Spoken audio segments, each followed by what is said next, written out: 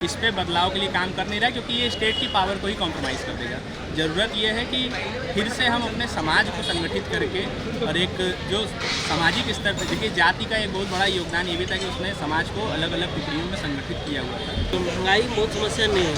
समस्या तब होती है जब आपका पॉकेट पावर नहीं बढ़ता है। आपके पास अगर पर्स में पैसे नहीं है कि आप चीज़ों का कंजम्पशन कर पाएँ, तब महंगाई समस्या होती है। और जैसे क्योंकि क्या है कि आज जो चीज़ 5 रुपये का मिल रहा है, लोग बढ़ेंगे, उसका प्रोडक्शन कम होगा, महंगाई बढ़ेगी। जो एक नागरिक की आम ज़रूरतें हैं, और शायद जब पेट भरा होता है, घर होता है आपके पास और एक बाकी सुविधाएं होती हैं, तब इंसान आगे सोचना शुरू करता है कि धर्म का क्या हो, समाज का क्या हो, अंतर्राष्ट्रीय स्तर पे हम इतने पिछड़े क्यों हैं। एक सवाल बस, 9 साल में क्या बदलाव? देखिए, बाकी इस एस्पेक्ट पे वही है कि कल्चरली भारत अलग दिशा में बढ़ रहा है। अब यहाँ से अगला स्टेज आना चाहिए कि सरकार और व्यक्ति के बीच में एक समाज का जो महत्व था वो बढ़ना चाहिए। वो हमको लगता है कि बजाय बढ़ने के वो बहुत स्लो है, उल्टा ही हो रहा है। इस समय सरकार बहुत मजबूत हो चुकी है, वो चीज़ नहीं होनी चाहिए। आप क्या कह रहे हैं? इस 9 साल में तकनीक का जो रोल बढ़ा है, उसने बहुत ज़्यादा बदलाव लाने में अपना प्रयास किया है। उसके थ्रू बहुत ज़्यादा जो बदलाव आए हैं वो आए हैं। कई सारी चीज़ें हम लोग ट्विटर हो गया, फेसबुक हो गया, व्हाट्सअप हो गया, अन्य चीज़ें हैं, उसके माध्यम से जो लोग चीज़ों को, सूचनाओं का जो कम्युनिकेशन था वो तेज़ी से डिसेंट्रलाइज्ड वे में जो कम्युनिकेशन हुआ, उससे काफ़ी बदलाव आया। लेकिन 2 चीज़ नहीं बदला, बल्कि 3 चीज़: भ्रष्टाचार, महंगाई और बेरोजगारी। पहले जो भ्रष्टाचार पे अब जो हम लोगों ने बात किया था कि कांग्रेस हो गई है, इस पॉलिटिकल उसमें एक बहुत छोटी चीज़ हम लोग से छूट जाती है। कांग्रेस ने सत्ता प्री इंडिपेंडेंट इरा में अंग्रेजों के साथ मिलके चलाई है।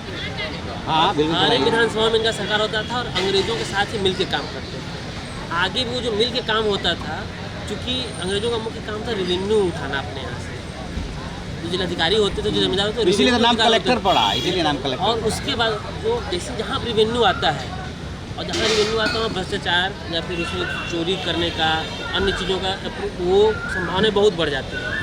जब सत्ता उसको पोषण देता है तो और बढ़ती है। कांग्रेस ने यही काम किया, उनको पोषण दिया, उनको लगा था वही अब भी हो रहा है। वही अब भी हो रहा है। आपने जो बात कही थी कि भाजपा कांग्रेस हो गई है, वही वाला समस्या है। जब तक इस चीज़ को आप नहीं खत्म करें, जब तक शॉर्ट में बोलिएगा, हम सब लोग शॉर्ट में बोलेंगे। लेटरल एंट्री नहीं लेके आए तो उसमें बदलाव नहीं आए। एकदम शॉर्ट में अगर बात की जाए, 9 साल में जो परिवर्तन हुआ वो विपरीत दिशा में जो एक काम गया है वो ये हुआ है कि सरकार के सामने इंडिविजुअल खड़ा है। ठीक है, मैं एक व्यक्ति हूँ, समाज से मैं इतना कट चुका हूँ। अब क्या है कि जब सरकार, ये बात नहीं कि मोदी सरकार या योगी या कोई और पार्टी, स्टेट की बात हो रही है। स्टेट इतना हावी है, जब स्टेट आपके दमन पे आता है हमेशा। आप एक थाने पे जाइए FIR कराने, अंत तक आप नाक रगड़ देंगे, लेकिन आपकी FIR अगर नहीं चाहेगा पुलिस वाला तो नहीं लिखेगा। पहले ये था कि समाज का दबाव होता था, 100 आदमी थाना घेर के खड़े हो जाते थे तो पुलिस की मजबूरी होती थी सुनना। अभी क्या है कि इंडिविजुअल इतना अकेला पड़ चुका है कि सरकार और इंडिविजुअल के बीच में सोसाइटी का जो एक रक्षा कवच था वो खत्म हो चुका है। और मोदी सरकार हो या योगी सरकार हो या मूल स्वभाव में कहीं स्टेट इस पे बदलाव के लिए काम कर नहीं रहा है, क्योंकि ये स्टेट की पावर को ही कॉम्प्रोमाइज़ कर देगा। ज़रूरत ये है कि फिर से हम अपने समाज को संगठित करके और एक जो सामाजिक स्तर पर देखिए, जाति का एक बहुत बड़ा योगदान ये भी था कि उसने समाज को अलग अलग टुकड़ियों में संगठित किया हुआ था। उसका टूटना नुकसान भी दे रहा है। तोड़ना कोई जाति का टूटना कोई दिक्कत नहीं, लेकिन आप उसकी एक अल्टरनेटिव व्यवस्था दे दीजिए। अल्टरनेटिव व्यवस्था बनानी जरूरी है जिससे स्टेट के दमन को रोका जा सके। मतलब स्टेट पावरफुल हुआ है, आप ये कहना चाहते हैं? बहुत ज़्यादा पावरफुल है, थोड़ा नहीं, इतना पावरफुल है कि अभी विधायक भी अगर चाह जाए तो वो SO से अपनी बात FIR लिखाने की नहीं करा पाता है, या गलत अगर कोई कार्रवाई हो रही है तो वो भी रो रहा है मुख्यमंत्री के सामने जाके कि भैया। उन दोनों इशूज पे जो महंगाई और भ्रष्टाचार, महंगाई तो रिलेटिवली देखिए, हमको नहीं लगता है कि महंगाई इतनी ज़्यादा, रिलेटिवली अगर देखा जाए कि वो वैश्विक परिस्थितियाँ उसके अनुसार ही महंगाई चलती है। महंगाई का हम नहीं मानते हैं। भ्रष्टाचार का रहा बात जहाँ तक, तो वो जब तक स्टेट पावरफुल रहेगा तब तक भ्रष्टाचार।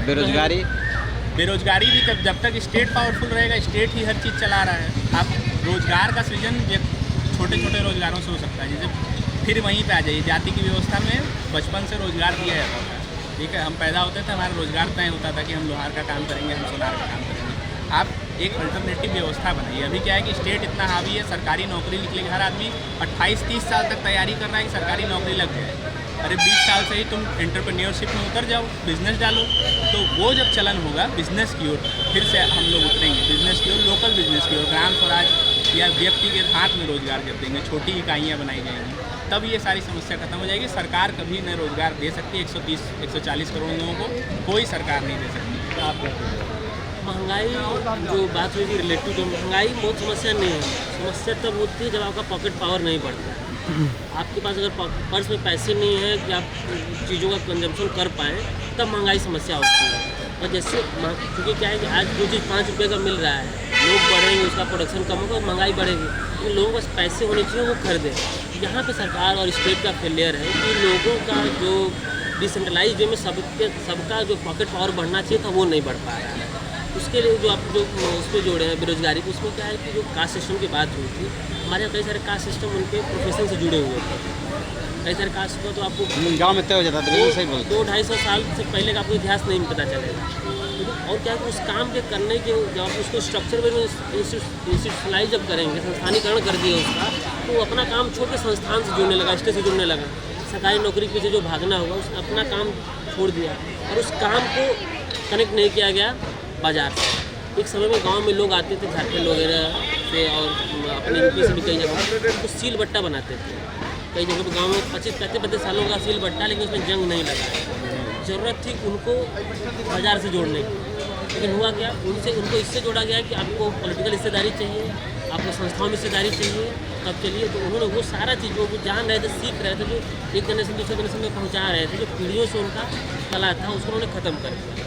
तो आ गए दिल्ली, आ गए बनारस, आ गए यहाँ पे, और उसी राजनीतिक भागीदारी में लग गए। राजनीतिक भागीदारी और सरकारी नौकरियों में भागीदारी। तो उनको ये लगा कि हमारा अधिकार है वो, उसको मिलना चाहिए। बाई चांस आप देखिए तो हर एक जाति को अगर 100% अगर हम बांट भी दें तो किसी को 1% मिलेगा। जितनी उनकी संख्या है उसके हिसाब से सबको रोजगार नहीं मिल पाएगा, है ही नहीं। बाकी 90% उसी तरह रह जाएंगे।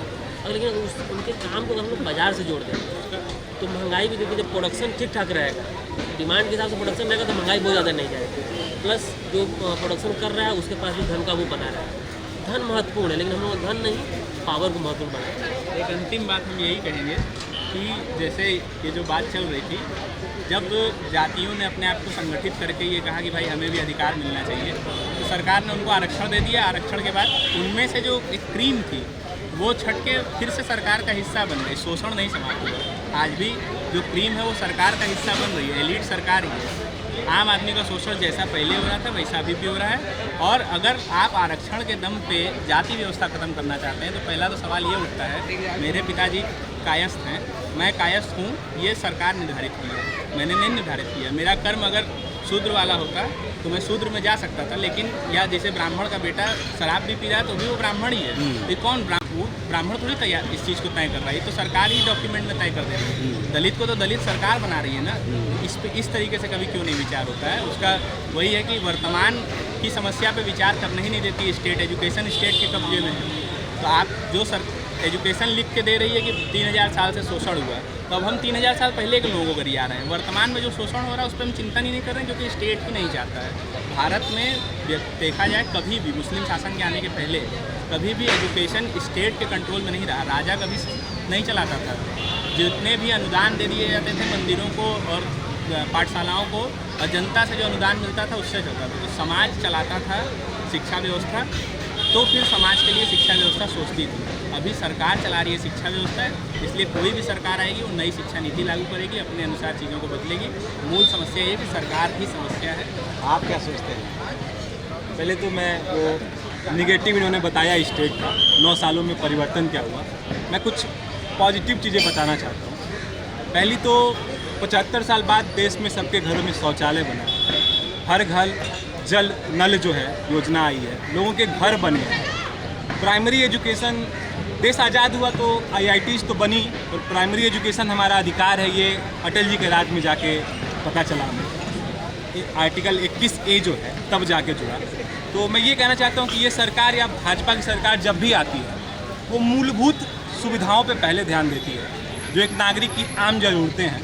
और शायद जब पेट भरा होता है, घर होता है आपके पास और एक बाकी सुविधाएं होती हैं, तब इंसान आगे सोचना शुरू करता है कि धर्म का क्या हो, समाज का क्या हो, अंतर्राष्ट्रीय स्तर पे हम इतने पिछड़े क्यों हैं। आज अगर हम सोच रहे हैं कि अंतर्राष्ट्रीय स्तर पे चीन आगे जा रहा है, अमेरिका आगे जा रहा है, शायद इसीलिए क्योंकि 9 साल में एक मूलभूत हमारी ज़रूरतें पूरी हो चुकी हैं। कोरोना जैसी महामारी में भी अगर हमारा बेसिक भोजन और बाकी व्यवस्थाएं मिल रही थी, एक बहुत बड़ी आबादी उस चीज़ से विरत नहीं थी, तो इसका बहुत बड़ा योगदान इस सरकार का ही है।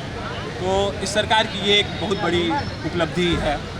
उसके अलावा स्टेट पावरफुल, स्टेट को आखिर पावर हम ही तो दे रहे हैं। संविधान ने तो हमें पावर दिया था, we the people of India, हम भारत के लोग, इस देश के राजा हम हैं, पर हमने अपना प्रतिनिधि उन्हें बनाया जो आज हमारे ऊपर ही शासन कर रहे हैं। तो अगर हम आज अपने आप को मजबूत करते हैं, हम अपने आप को उस हिसाब से ढालते हैं और नई दिशा में ले जाते हैं, तो सरकार भी झुकेगी हमारे आगे।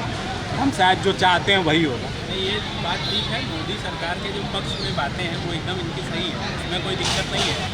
जो ये बात सही है, हम इतना इसलिए सोच रहे हैं क्योंकि हमारा पेट भरा है, ये एकदम जेन्युइन बात है। आज जो हिंदू जागृति आई है वो इसीलिए कि लोगों का पेट भरा है, तब लोग अद्वैतवाद का दर्शन उसी को समझ में आएगा जिसका पेट भरा होगा, ठीक है।